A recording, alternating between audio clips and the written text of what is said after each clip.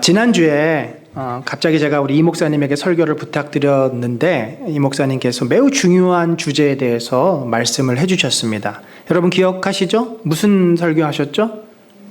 안식에 대해서, 이 주빌리라고 하는 안식의 희년, 안식에 대한 개념을 설명해 주셨는데 이게 굉장히 중요한 개념이고, 사실 이 고린도전서라는 것을 우리 안식이라는 개념으로 이해하면 굉장히 고린도전서 내용이 갑자기 확 달라져요.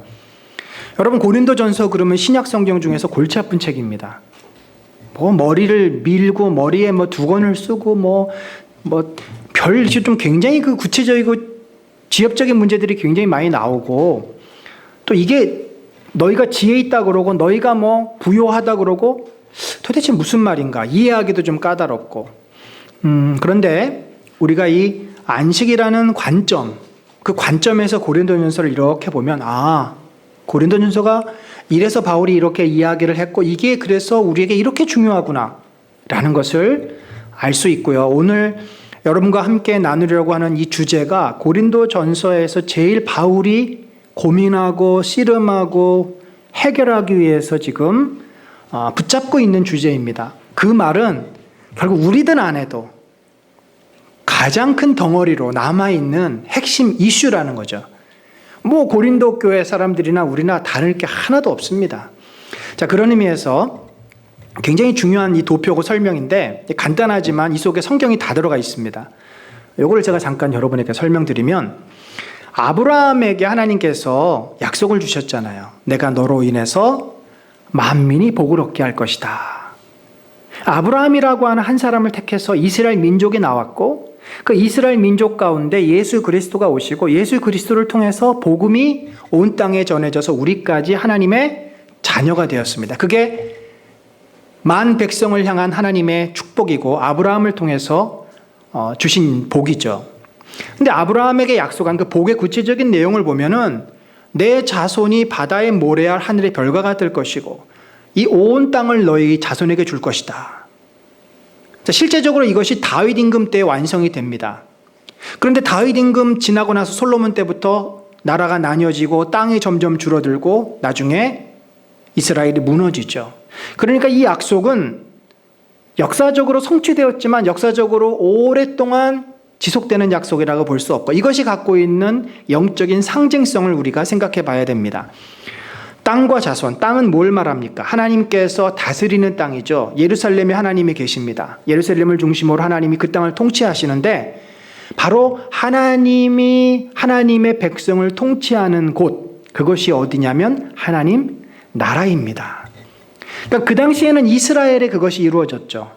그런데 지금은 어떻습니까? 지금은 이스라엘이 아니라 교회를 중심으로 하나님의 백성이 모여있는 곳에서 하나님이 통치하십니다. 그 교회뿐만 아니라 하나님의 성도들이 있는 곳은 어디에서나 하나님이 통치하고 계시고 하나님이 은혜를 주고 계시고, 그래서 그것이 하나님 나라이죠. 그래서 아브라함에게 한 약속은 구약에서 성취되었고 신약에 와서는 더 완성된 것입니다. 자, 이걸 좀 더 구체적으로 보면은 구약에서 아브라함의 자손, 그들이 애굽에 들어가가지고 큰 민족을 이루지 않습니까? 그리고 드디어 출애굽합니다. 엑소더스. 예수님은 누가복음에 자신이 십자가에서 죽으시는 것을 엑소더스로 표현했어요. 내가 이제 이 땅을 떠나야 된다.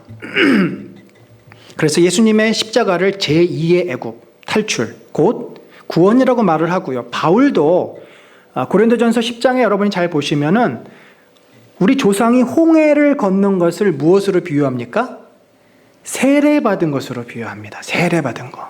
그러니까 홍해를 건너서 애굽이라고 하는 죽음과 절망과 어둠의 땅에서 나와가지고 약속의 땅으로 가는 것이 구원인 겁니다.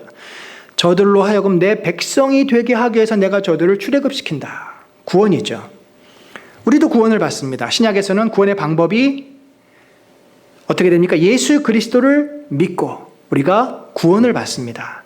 그 당시에는 어린 양을 제사 드림으로써, 어린 양, 유월절 어린 양이죠. 바로 예수 그리스도의 예표로서 그 제사 행위를 통해서 그들이 구원을 받았지만, 지금은 우리가 예수 그리스도, 우리의 십자가에 죽으신 예수 그리스도를 믿음으로 구원을 받습니다. 그리고 이스라엘은 가나안 땅을 향해서 나갑니다. 그런데 너무나 그들이 준비가 되어 있지 않아요. 여전히 생각 속에는 애굽의 기억으로 가득 차 있습니다. 아, 그때 그 마늘 맛있었고 고기 까마에서 고기가 너무 맛있었는데 애굽의 삶으로 가득 차 있습니다. 그들은 여전히 하나님을 우상으로 생각합니다. 송아지의 우상 아피스.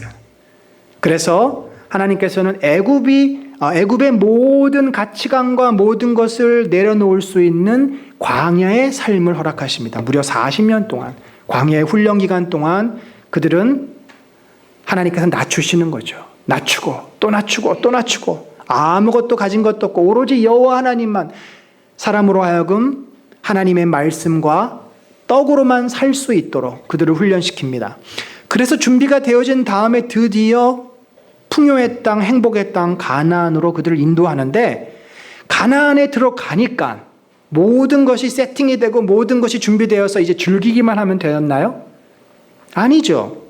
그곳에 갔을 때 뭘 해야 됐었냐면 정복을 해야 됐습니다. 가나안 족속을 몰아내야만 했어요. 왜 그들을 정복해야만 합니까? 그들하고 왜 타협하면 안 됩니까? 왜 전쟁을 해야 합니까? 그들은 저주받은 악의 후손이기 때문에 그렇습니다. 가나안 7족속은 아브라함 때부터 저주를 받아서 제거돼야 할 죄의 상징들입니다. 그들과 타협하면 결국 그들에게 영향을 받아서 이스라엘 백성도 죄에 빠지게 됩니다. 그래서 하나님이 전쟁을 그들에게 하게 하신 거고, 전쟁을 하고 나서야 비로소 안식을 누리는데 여호수아 때도 완전한 안식을 누리지 못했어요. 언제 누렸습니까? 다윗 임금 때 이르러서야 다윗이 여부스족이 예루살렘에 거하고 있었는데 그 여부스족을 몰아내고 수도를 예루살렘으로 옮기지 않습니까? 그리고 나서 모압, 암몬, 에돔, 모든 주변의 애굽까지 모든 족속을 다윗이 장악하고 나서야 그 땅에 진정한 안식이 옵니다. 그러나 그 안식도 일시적인 안식이에요. 다윗도 범죄합니다. 솔로몬은 나라를 두 쪽으로 만들어 놓습니다. 결국 역사 속에서 완전한 안식은 이룰 수 없는 것이고, 다윗의 후손인 예수 그리스도가 오셔서 이제 우리에게 안식을 주시는데, 신약에서는 이스라엘 백성이 아니라 구원받은 주의 자녀들, 곧 교회 성도들이죠. 그래서 이 구원을 받아서 우리가 교회로 모입니다. 이스라엘 백성이 가나안 땅에 살듯이 교회에서 우리가 하나님의 은혜를 누리고 믿음의 삶을 삽니다. 그것이 뭡니까? 곧 하나님의 나라. 교회가 하나님의 나라인데 하나님의 나라가 교회는 아닙니다. 하나님의 나라는 더 넓은 개념이에요. 하나님의 통치를 받고 하나님을 예배하고 하나님의 은혜 가운데 살 수 있는 자들의 모임이 바로 하나님의 나라인데, 교회가 이제 그 중심에 있는 겁니다. 그런데 오늘날 교회도요, 우리가 신문에서도 보고 언론에서도 보듯이 얼마나 문제 있는 교회들이 많습니까? 고린도 교회, 오늘날 교회와 다름이 없어요. 서로 싸웁니다. 장로파, 목사파, 또 뭐 일부 성가대, 이부 성가대, 서로 안 보이는 갈등이 있고 알력이 있어요. 그 안에 고린도 교회 교인들이 경험했던 다툼과 그리고 세속주의, 얼마나 그 사람들은 그 이전엔 신전에 가가지고 같이 제사 참석하고 거기서 밥 얻어 먹고, 심지어는 같이 그 축제에 빠져가지고 여사제와 몸을 섞고, 이게 그들의 문화였어요. 나쁜 짓이 아니에요. 여러분, 우리가 산에 가가지고 절에 들려서 절밥 먹는 거, 그거 잘못된 일입니까? 그거 하면 큰일 납니까? 저도 그 전에 절에 가서 절밥 먹은 적이 있어요. 그걸 가지고 어느 누구도 비난하는 사람이 없습니다. 그 당시에 문화가 그랬어요. 그런 걸 맨날 하던 사람이 이제 교회에 왔는데, 교회에 오니까 교회에서는 가르침이 다른 거예요. 근데 여전히 그걸 못 끊고 이전에 하던 습성대로 사는 지금 고린도 교인. 여러분, 우리 한국교회 성도들이 예수 믿기 전에 내 마음대로 살고 점보러 다니고 이런 거 하던 것 아직 못 버리고 그대로 하는 분들 얼마나 많습니까? 그러니까 이러한 그 교회가 가지고 있는 문제, 교회라기보다 우리 자신이 갖고 있는 해결하지 못한 죄의 문제, 그 다음에 우리가 속한 그 사회가 가지고 있는 세속적인 모습들, 타락한 모습들을 그대로 우리가 받아들이면 우리는 거룩에 이를 수가 없는 거죠. 그래서 교회는 어떻게 돼야 됩니까? 정결해야 돼요. 거룩해져야 되고, 이스라엘 백성이 거룩한 하나님을 닮아가듯이 우리도 교회 안에 모여서 말씀으로 우리가 거룩해지고 세속주의를 극복하고 그리고 내적인 인격이 성숙해야 되죠. 안 그러면 맨날 싸우잖아요. 여러분 아이들 모아놓으면 잘 노는 듯한데 좀 있으면 어떻게 돼요? 내 거야 내 거야 서로 싸우고 바쁩니다. 내가 먼저 할 거야 내가 먼저 할 거야. 그게 아이들의 모습이잖아요. 그러니까 우리가 성숙하지 않으면 교회로 모였던 어디로 모였던 늘 다툼이 있을 수밖에 없습니다. 고린도 교회의 모습이 이거입니다. 부르심을 받아서 안식의 축복을 누리도록 바울이 복음을 전했는데 그들은 아직 그걸 온전히 깨닫지도 못했고 배우지도 못한 겁니다. 여전히 그들이 그전에 살던 습성대로 지금 살고 있어요. 그러니까 당연히 문제가 발생하죠. 서로 싸우죠. 교회 안에 음란한 자, 자기 아버지의, 그러니까 그때는 일부 다처니까 아버지의 몇 번째 부인하고 간통을 하죠. 또 그런 사람을 또 교회에서 받아주죠.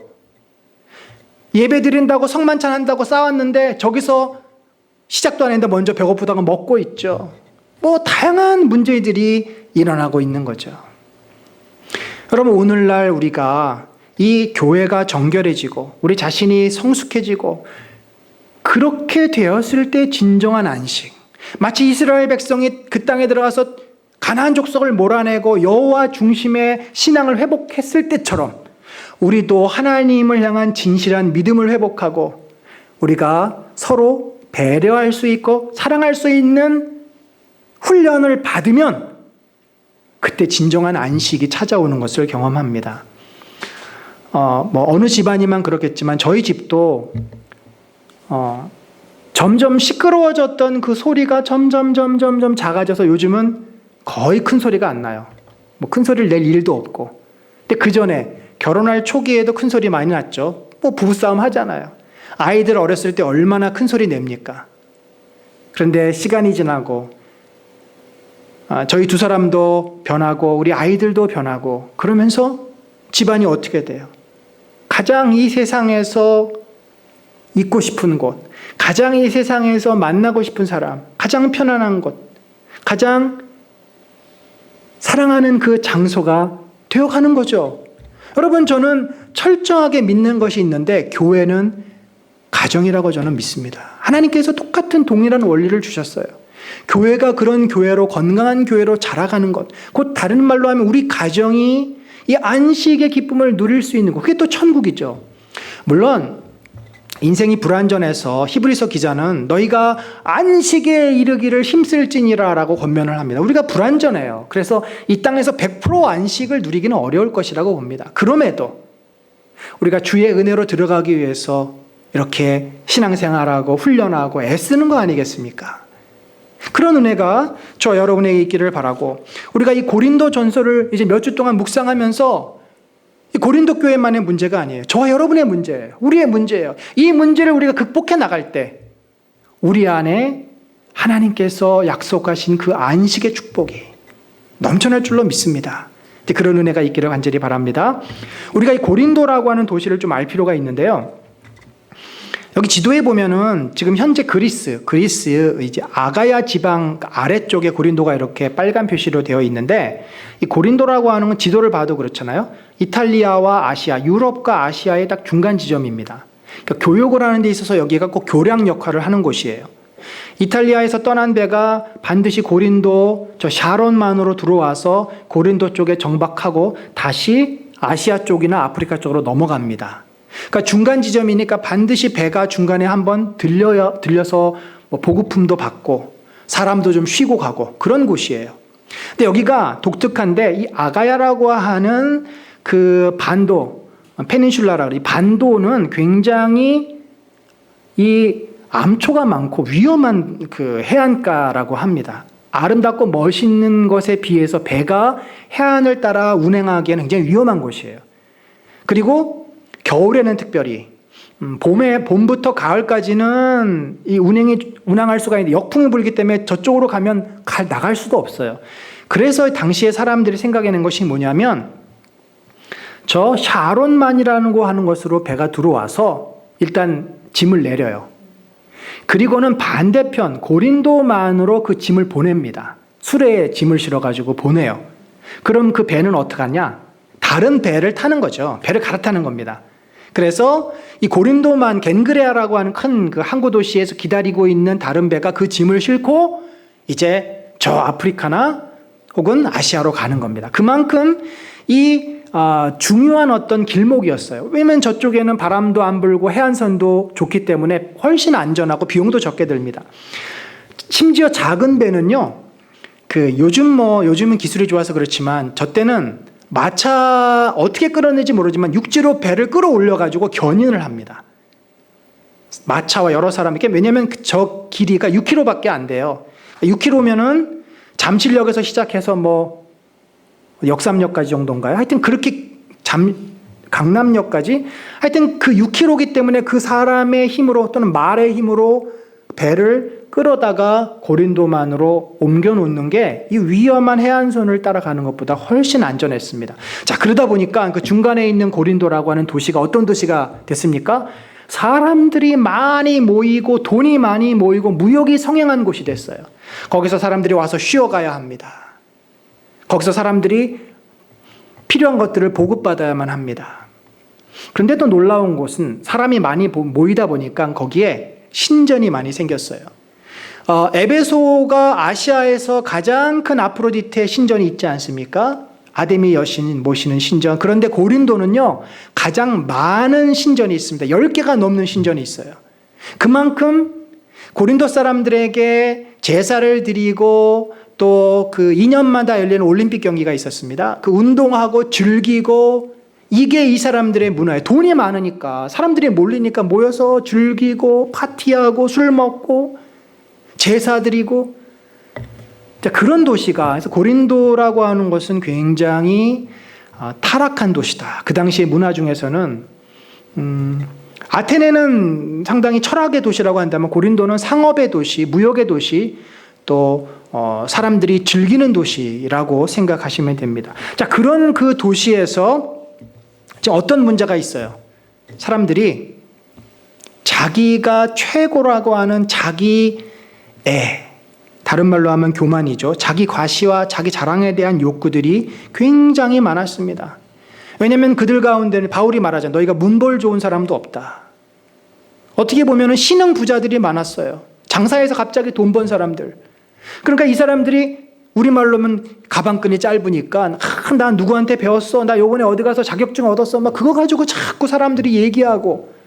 아테네 사람들은 이 지혜에 대해서 잘 말하지 않을지도 모르겠습니다. 그런데 자기들이 그게 부족하니까 지혜에 대해서 계속 얘기를 하는 거예요. 그들은 뿐만 아니라 그룹을 지어서 세를 이루고 서로 세력 다툼을 합니다. 내가 더 세다는 거죠. 그리고 작은 이익 앞에서도 용납하지 않고 양보하지 않고 심지어 법정에까지 갑니다. 그리고 자기중심적이다 보니까 다른 사람을 쉽게 비판하고 비난하는 모습들. 가만히 보니까 오늘 한국 사람들하고 많이 유사한 점이 있어요. 학벌 중요하게 생각하고 그룹 지어서 다른 사람들 비판하는 거 좋아하고 작은 이익 앞에 절대 손해 안 보려고 막 목소리 내고. 어떻게 보면 우리의 모습이나 고린도 성도들의 모습이나 다를 바가 없습니다. 이들이 얼마나 교만했는지 하나님에 대해서도 이들이 인정을 하지 않으려고 해요. 사도에 대해서도 너가 진짜 사도 맞아? 우리가 볼 땐 너 사도 아니야. 자기들이 또 나름대로 구원의 방식을 막 말합니다. 그리고 실제 삶을 돌아보면 이들은 엉망이에요. 먹는 거 좋아하고 즐기는 거 좋아하고 성적인 욕망을 절제하지 못하고 이것이 고린도 사람들의 문제였습니다. 그러니까 자기의 교만함과 실제 삶에서는 쾌락을 추구하는 문화, 이게 두 이슈가 이 고린도 전서, 고린도 교회가 가진 가장 큰 문제였습니다. 오늘 저와 여러분이 좀 먼저 다루려고 하는 것은 자기의 모습입니다. 이들은 어떤 문제가 있었어요? 서로 무리를, 이게 뭐냐면 현대 고린도 그 운하가 이렇게 뚫려가지고 지금은 이 사이로 배가 지나다닌다고 합니다. 그러니까 과거에는 뭐 기술이 없어서 못했는데 지금은 그렇게 운행을 하고 있습니다. 바울이 이야기를 들은 겁니다. 글로의 집에서 보낸 사람의 편을 통해서 이들 가운데 분쟁이 있다, 싸움이 있다. 이 분쟁은 보통 분쟁이 아니에요. 에리스라고 하는 이 단어는 아리스라고 하는 전쟁의 여신과 같은 어근이에요. 그러니까 막 서로 막 전쟁을 일으킬 만큼 원수지간이 될 만큼 그렇게 심한 갈등을 갖고 있는 거죠. 어떻게 갈등을 하셨습니까? 여기 2장 12절에 보니까 나는 바울에게 야 나는 누군지 알아? 나는 바울에게 제대로 배웠어. 너 바울 몰라? 우리 교회에 복음을 전해준 바울한테는 배운 사람이야. 야 나야말로 가장 잘 가르치는 아볼로에게서 배웠어. 왜 이래? 나는 예수님의 수제자 베드로에 속한 사람이야. 베드로파야. 야 모두 입 다물어. 그리스도께 직접 받은 계시가 있어. 우리에게는 우리가 제일 최고야. 결국 사람들은 자기들이 가장 정통이고 자기들이 옳고 자기들의 주장이 가장 위대하고 뛰어나다는 것을 우월감이죠. 주장하기 위해서 서로 다투게 되고 갈등하게 되고 서로 싸우게 되기까지 했다라고 하는 것입니다. 이들은 이런 문제만 있는 게 아닙니다. 이들은 세상에서부터 배운 지혜를 자랑합니다. 내가 이렇게 많이 배운 사람이야. 난 누구의 가르침을 받았어. 당시는요, 그 소피스트라고 하는 궤변론자들이 철학을 가르쳤습니다. 그러니까 철학이라는 게 뭐냐면 수사학이에요. 말을 어떻게 교묘하게 해서 남을 설득할 것인가. 변론가자들이 많이 일어납니다. 그런 시대에 이들은 이 소피스트로부터 궤변을 배우고 수사학을 배워서 이것을 교회에 적용을 하는 거죠. 여러분 그런 말 들어보지 않았습니까? 나르는 화살은 관역에 도달할 수 없다. 또 아킬레스라고 하는 아킬레스는 거북이를 따를 수 없다. 이런 궤변을 늘어놓는 거죠. 바울이 그걸 굉장히 심하게 야단을 칩니다. 절대로 바로운 세상의 수사학으로 세상의 철학으로는 하나님의 이 놀라운 지혜를 너희가 할 수 없다. 나도 너희에게 복음을 전할 때 전혀 수사학을 쓰지 않았다. 내가 그걸 모르는 바가 아닌데 나는 너희들이 생각할 때 가장 어리석어 보이는 십자가의 복음을 그대로 나는 전했다라고 이야기를 합니다. 이들은 또한 6장 6절에 보니까 어떻게 돼 있어요? 형제가 형제와 더불어 송사할 뿐더러 믿지 아니하는 자들 앞에서 하느니라. 요즘도 그렇지 않습니까? 교회에서 분쟁이 생기잖아요. 그러면은 어디로 가요? 해결이 안 되니까 이제 법원에 가져갑니다. 법원에 가서 이게 어디까지 가냐면 대법원까지 가요. 그런 사례가 교회마다 굉장히 많아요. 당시에 그랬다는 거예요. 어떤 문제가 있는지는 구체적으로 모르지만 그걸 형제끼리 서로 타협하고 양보하고 서로 조정하지 못하고 법원에까지 가지고 갔다라는 거죠. 절대 손해보지 않기 위해서. 그리고 당시에는 아까 말씀드린 것처럼 이 제사가 굉장히 신전에서 많이 드려졌기 때문에 신전이라고는요 돈이 많이 모이고 또 심지어 신전 아래는 동물을 죽이는 도사라는 도살장까지 있었다고 합니다. 그렇지 않겠어요? 매일 제사가 드려지는데 그 제사를 드리려면 동물을 잡아야 되잖아요. 그럼 동물을 잡아서 동물을 이제 그 제사 드린 사람들이 음식으로 해먹기도 하고 하겠지만 거기서 너무나 많으니까 소화가 안 돼가지고 이제 시중에 유통이 되는 겁니다. 시장에 나와 있는 많은 고기들은 다 신전에서 제물로 드려졌던 고기들이에요. 그래서 이제 신전에 드려진 고기를 먹기도 하고 또는 직접 신전에서 제사가 있다 그러면 절밥 먹듯이 가서 초대받아가지고 가고 혹은 친구랑 같이 가고 해서 그 신전에 바쳐진 제물을 요리한 고기를 먹기도 했다라는 거죠. 요즘으로 치자면은 어느 집에서 잔치가 있다고 오라 그래가 밥 먹으러 오라 갔는데 알고 봤더니 무당을 모셔다 놓고 그리고 굿을 올리고 그 바쳐진 음식물을 사람들에게 쭉 푸는 거예요. 그럼 나는 미신 믿지도 않고 그렇지만 어쨌든 제사 드려진 그 떡도 먹고 음식도 먹는 거 아니겠습니까? 지금 그런 상황이라는 거예요. 근데 이런 것들을 이제 두 가지 바울이 이제 어떤 이슈가 있었던 것 같아요. 뭐라고 얘기를 하냐면 이렇게 얘기를 합니다. 우상의 제물에 대하여는 우리가 다 지식이 있는 줄 아나.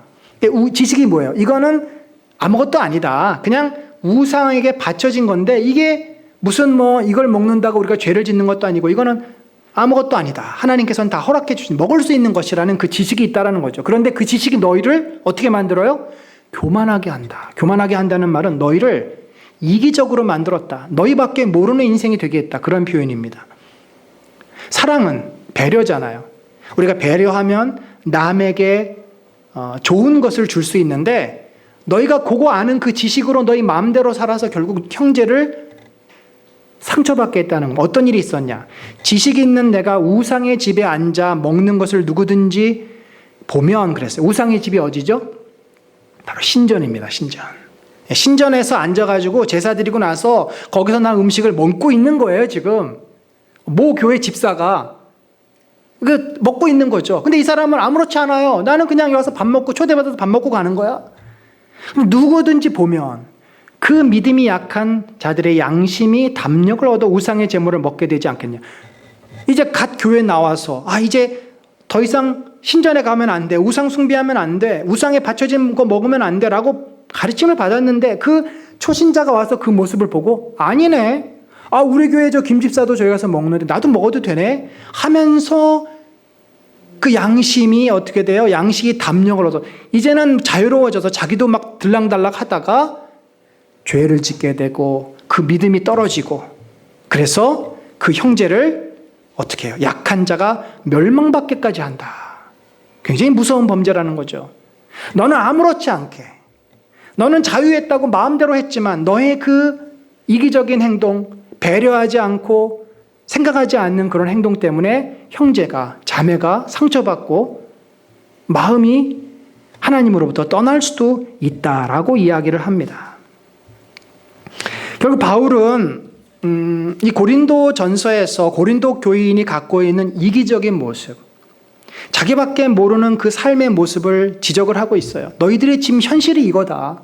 그래서 내가 너희들을 어린아이라고 밖에는 부를 수가 없다. 너희가 이 모습에서 탈피해야만 성숙한 사람이 될 수 있고 성숙한 신앙인이 될 수 있고 하나님의 뜻대로 순종하며 살 수 있지 않겠냐라고 하는 것입니다. 바울이 이 문제, 자기 중심, 교만함에 대해서 이렇게 이야기를 합니다.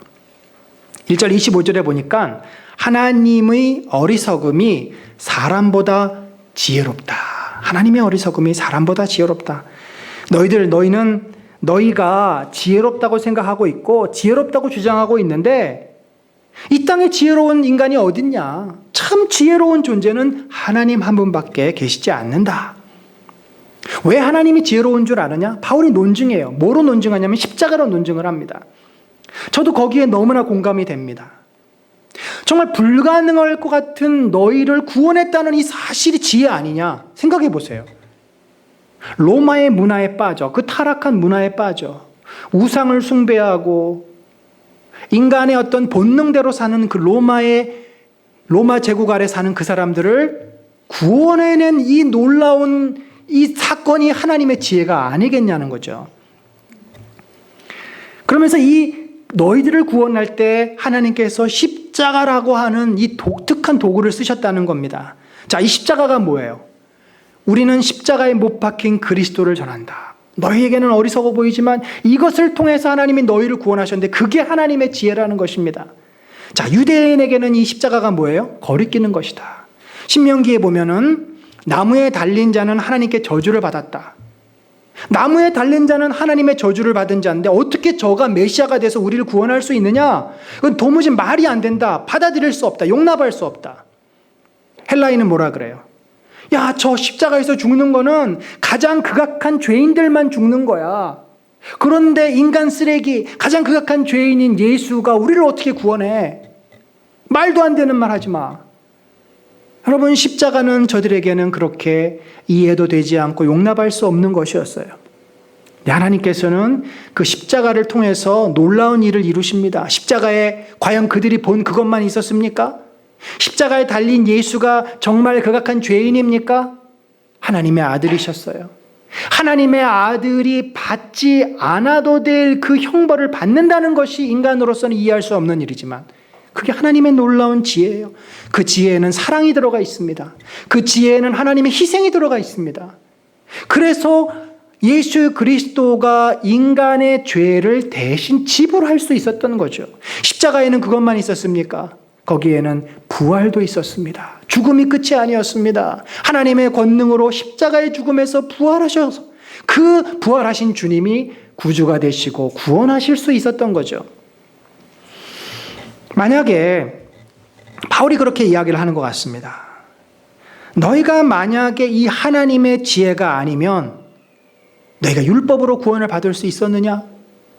너희가 율법을 잘 지켜서 구원받을 수 있었느냐? 유대인들, 불가능하다고 너희들 알지 않느냐? 헬라인들, 너희가 가진 철학으로 너희가 영생을 얻을 수 있느냐? 그건 불가능한 일이다. 오로지 주 예수 그리스도를 믿음으로, 이 복음을 믿음으로만 하나님이 우리에게 구원을 주셨다. 여러분, 믿음이라는 게 간단한 것 같지만 제일 어려운 거예요. 누군가를 믿는다는 것, 내 마음을 열고 누군가를 받아들인다는 것은요, 어떤 사람에게는 10년, 평생 걸리는 문제예요. 그래서 우리가 아무리 복음을 전해도 받아들이지 않는 사람은 참 어렵습니다. 신뢰. 왜냐하면 믿음이라고 하는 것은 내가 그 존재를 온전히 내 마음속에 받아들이는 것이기 때문에 인격적인 결단과 그에 대한 신뢰와 그에 대한 관계 회복이 전제되어야만 합니다. 그런데 이 믿음은요, 놀라운 것이 조건이 없어요. 많이 가진 자나 없는 자나 많이 배운 자나 못 배운 자나 몸에 장애가 있거나 건강한 자나 누구든지 자기의 죄를 볼 수 있는 진실함이 있으면 그는 그리스도를 예수라, 예수를 구주라 고백하고 그를 믿을 수 있다는 거죠. 그것이 놀라운 지혜 아닙니까? 이게 만약 조건이 있다면 분명히 하나님은 불공평한 분이 됩니다. 근데 이 지혜로운 십자가는 2000년 전이나 지금이나 저 아프리카나 우리 대한민국이나 미국이나 보편성을 가지고 모든 인류를 구원할 수 있는 하나님의 놀라운 지혜예요. 바울은 유대인들에게 또 헬라인들에게 고린도 교인들에게 바로 그리스도의 십자가만이 진정한 지혜고 진정한 지혜로우신 분은 하나님임을 그가 주장하고 있습니다. 제발 정신 좀 차려라. 너희가 그 붙잡고 있는 그 세상의 지혜는 아무것도 아니야. 진정한 지혜는 하나님에게 있어. 그리고 바울은 4장 6절에 보면은 이렇게 얘기를 해요. 기록한 말씀 밖으로 넘어가지 말라 한 것을 우리에게서 배워 서로 대적하여 교만한 마음을 가지지 말게 하려 함이라. 바울이 지금 이 편지를 쓰는 이유는 서로 대적하고 있잖아요. 교만해서 서로 주장하고 있잖아요. 제발 좀 그거 그쳐라. 너희 심지어 우리가 너희에게 가지 않을 것으로 생각하고 아주 교만해진 사람들이 있다는 얘기도 들었는데 제발 겸손해져라. 너희 주제를 좀 파악해라. 너희가 솔직히 자랑할 일이 뭐가 있냐? 너희가 잘나서 구원받았냐? 너희가 구원받는 것은 하나님의 은혜 아니냐? 하나님의 너희를 불쌍히 여기셔서 구원해 주신 거잖아. 우리가 자랑해야 될 것은 하나님이 나를 얼마나 사랑하셨는지, 어떻게 하나님이 나를 구원해 주셨는지, 어떻게 나를 은혜롭게 인도하셨는지 그거 자랑하는 거야. 그 하나님의 베풀어 주신 사랑, 그리스도의 그 은혜를 자랑해야지 너희 자신을 자랑할 게 뭐가 있어. 사랑하는 성도 여러분, 고린도 교회 성도들의 모습 그리고 오늘날 우리들의 모습 저는 크게 다르지 않다고 봅니다. 그들 마음속에는 내가 드러나고 싶고 내가 높아지고 싶고 인정받고 싶은 그 교만한 마음이 있습니다. 그리고 이것은 오늘날 우리들도 마찬가지입니다. 왜 그렇습니까? 우리가 창조 때부터 가지고 있는 마음이에요. 하나님께서 우리를 자율적으로 자유의지를 가진 하나님의 형상을 닮은 그러한 인격적인 존재로 창조하셨잖아요. 그 인격적인 존재 안에 나를 주장하고 싶고 나를 드러내고 싶은 마음이 있는데 한편에서는 절제를 하고 우리 위치를 잘 파악해야 돼요. 그게 좌로나 우로나 치우치지 않는 태도입니다. 우리 위에 하나님이 계시구나. 하나님이 창조주시구나. 나는 그분의 피조물이야. 그분을 섬겨야 돼. 이 중심이 잡혀있는 인생은요, 얼마나 그 안에서 자유롭게 살 수 있습니까? 그런데 하나님을 인정하는 게 싫은 거예요. 하나님을 안 보려고 합니다. 무시합니다. 그게 마음에 안 들어요. 어느 날 하나님은 내 삶에서 사라지고 내가 하나님이 되어버립니다. 하나님이 사라지면 내가 그 자리에 가게 돼 있어요. 자연히 그렇게 됩니다. 왜냐하면 우리가 하나님을 닮은 존재이기 때문에. 그러면 나도 하나님, 너도 하나님, 우리 모두가 하나님이니 서로 박터지게 싸우는 일밖에 없는 거죠. 내가 세상의 중심이면 다른 사람들은 나를 위해서 도와주고 아니면 최소한 나를 피곤하게 만들면 안 돼요. 여러분, 우리가 살면서 귀찮은 존재, 나를 피곤하게 하는 대상에게 우리가 짜증이 얼마나 많이 납니까? 왜 이렇게 걸구쳐? 왜 이렇게 내 앞에 자꾸 나타나? 여러분, 우리가 하나님의 위치에 올라가면 다 그렇게밖에는 안 보이게 됩니다. 우리는요, 성장하면서 물론 성격적으로 고집이 센 사람들이 있을 수 있지만 사실은 그건 큰 차이 아니라고 봅니다.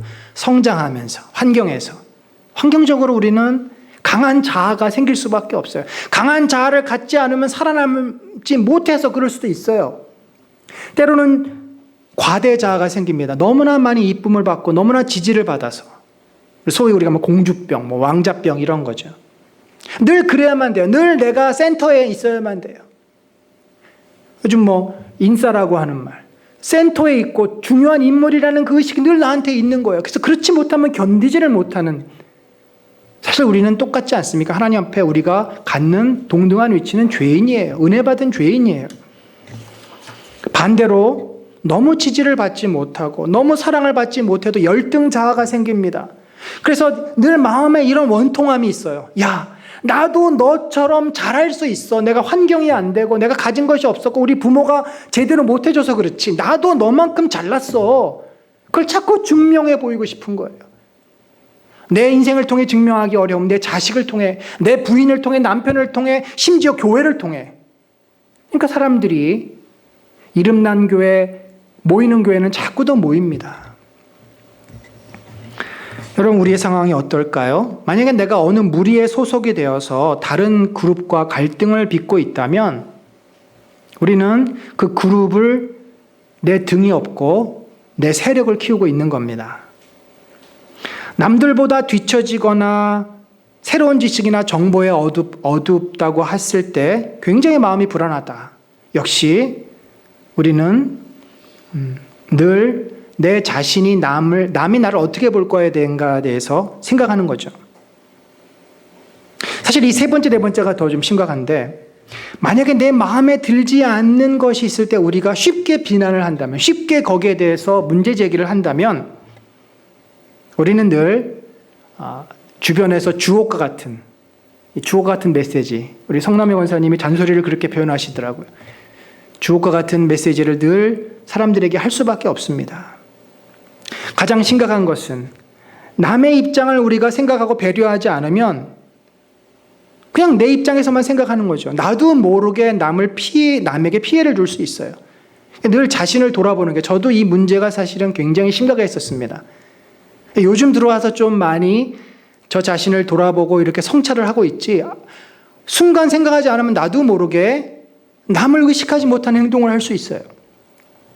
여러분, 바로 이 자기중심성을 우리들이 풀어나가고 해결해 가는 것이 우리의 숙제입니다. 그것이 겸손이고 그것이 우리가 그리스도를 닮아가는 삶입니다. 여러분, 우리는 이 과정 속에 있고 이 일을 계속해야만 합니다. 어느 누구도 완성된 사람은 없습니다. 여전히 우리 안에는 자아가 살아있고 늘 내 목소리를 내고 싶어하고 내가 중심이 되기를 원합니다. 그래서 그거를 내려놓고 예수 그리스도를 붙잡는 게 내가 죽고 그리스도가 사는 거잖아요. 그 훈련이 늘 우리 안에 있어야 돼요. 만약에 이것이 되지 않으면 늘 우리는 내 강한 생각, 내 뜻대로만 하려고 할 것입니다. 그리고 그것 때문에 사람들하고 부딪히고 심지어 하나님하고도 부딪힐 것입니다.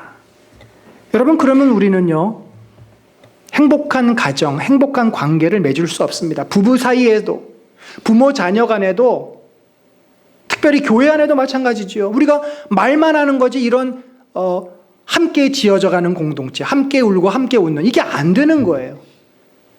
내 마음대로 안 돼서 화가 나 있고 마음이 답답한데 되겠습니까? 내 위치가 저 위에 있는데 절대 그게 불가능해집니다. 교회 안에는 다양한 분들이 있죠. 자기 마음에 들지 않는 것이 있을 때 말을 해가지고 어떻게든지 고치려고 하는 분이 있고, 또 어떤 분들은 그냥 이해하고 넘어가 주시는 마음이 넉넉한 분도 있고, 아예 어떤 분들은 신경을 안 써요. 무슨 일을 하던 교회가 뭘 하던 신경 쓰지 않습니다. 난 예배만 잘 드리면 돼. 아예 못마땅해서 교회를 떠나는 분도 있어요. 물론 우리가 교회라고 하는 것은 다양한 사람들이 모였으니까, 그래서 우리가 예수 그리스도를 중심에 모시는 게 아니겠습니까? 그래야만 교회가 합할 수 있어요. 내 생각, 네 생각도 아니고 그리스도의 뜻. 저는 우리 교회가 그런 건강한 교회로 자라가고 있어서 너무나 감사합니다. 여러분 안에 그런 아름다운 성장과 변화들이 일어나는 것을 보면서 너무나도 감사합니다. 제 안에 그 주님의 그 만지심이 있는 것을 인해서 너무나 감사합니다. 우리는 계속 이 일을 해가야 돼요. 집에서 여러분의 가족끼리 계속 그 싸움을 하셔야 됩니다.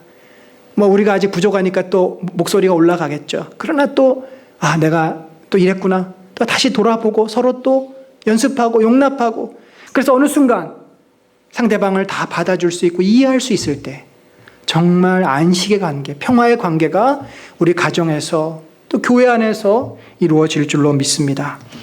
간절히 바라기는 우리는 다 연약한 죄인들입니다. 뭐가 이렇게 잘난 게 많지 않아요. 물론 내 안에 잘난 게 있어요. 어떤 분들은 막 노래도 잘하시고 또 똑똑하시고 능력도 있고 우리 안에 잘난 것들이 있죠. 그러나 이것이 주님 앞에 왔을 때는 아무것도 아닌 게 돼요. 주님 앞에 왔을 때는 아무것도 아닌 게 됩니다. 그저 우리는 주님 앞에 은혜가 필요한, 긍휼이 필요한 죄인들입니다. 그래서 우리 마음의 중심에 여러분 항상 관심이 있잖아요. 나의 관심이 바뀌어야 돼요. 어떻게 바뀌냐면 내 안에 있는 것을 밖으로 자꾸 드러내려고 하는 그런 그 성향에서 뭔가 내가 사람들에게 보여주고 싶고 이렇게 좀 주목을 받고 싶은 그런 성향에서 내 안의 것을 하나님께 자꾸 이렇게 내어놓으려고 하는 쪽으로 바뀌어야 돼. 하나님께 내어놓는 것은 뭐예요? 좋은 것만 보이고 싶잖아요. 하나님은 크신 분이니까. 그러나 그냥 내 안에 있는 게 뭐든지 연약한 것이든 죄진 것이든 좋은 것도 좋고 그냥 하나님께 자꾸 이렇게 보여드릴 때 그게 하나님 앞에 머무르는 거죠. 하나님이 우리를 채워주시고 고쳐주세요. 우리의 마음을 하나님의 은혜로 채워주시고 하나님의 사랑으로 채워주시고 그러면 우리 마음이요 저절로 열립니다. 사람들을 저절로 이렇게 용납하게 되고 받아들이게 돼요. 그래서 바울이 빌립보서에서 하시는 말씀을 우리들이 품고 살 수 있게 됩니다. 저는 이것이 우리 신앙의 굉장히 중요한 목표라고 생각합니다. 우리 같이 한번 읽어볼까요? 시작. 아무 일에든지 다툼이나 허영으로 하지 말고 오직 겸손한 마음으로 각각 자기보다 남을 낮게 여기고. 여러분 잘 보세요. 이게 낮다가 낮게, 로어가 아니고 better예요, better. 그리고 NIV인가에는 more important로 돼 있어요. 나보다 더 귀중한 사람, 소중한 사람. 하나님 앞에서 저 사람도 나처럼 귀중한 사람. 주님은 소자를 실족하는 것을 굉장히 큰 죄로 여기십니다. 내가 그런 대접을 지금 하나님께 받고 있잖아요. 그러니까 저 형제도 저 자매도 그 대접을 하나님께 받고 있어요. 그러니까 우리가 서로 그런 시각으로 바라봐줘야 합니다. 저도 잘 안 되는 것이고 여러분도 잘 안 될 것입니다. 그래서 우리가 기도가 필요하고 이 훈련을 날마다 주 안에서 함으로써 우리 가정에, 우리 교회에 진정한 공동체, 서로 용납하고 사랑하는 공동체를 세워가시기를 예수 그리스도의 이름으로 축원합니다.